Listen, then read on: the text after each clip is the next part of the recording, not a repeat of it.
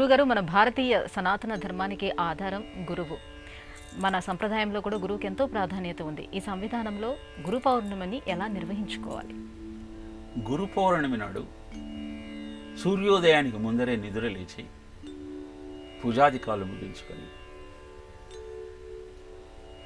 కంచు దీపాన్ని ఉత్తర దిక్కుగా వెలిగించి ఒక శుభ్రమైనటువంటి వస్త్రం మీద బియ్యం పోసి దాని మీద తమలపాకు పెట్టి దాని మీద గురువు యొక్క చిత్రపటాన్ని నుంచి షోడశోపచారాలతో పూజించాలి.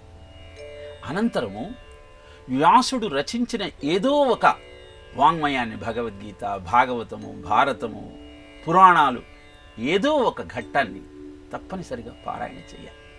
వ్యాసుణ్ణి స్తుతించాలి. ఆ రోజు ఉపవసించి వ్యాసుడు మనకు అందించిన అద్భుతమైన ఆ విజ్ఞానాన్ని ఎంతవరకు మనం ఆచరిస్తున్నాము అన్న ప్రశ్నను వేసుకొని దానికి సమాధానంగా నీవు నీ జీవితంలో ఆయన అందించిన దానధర్మాన్, మోక్షధర్మాన్, స్త్రీధర్మాన్ విభాగశః అంటాడు.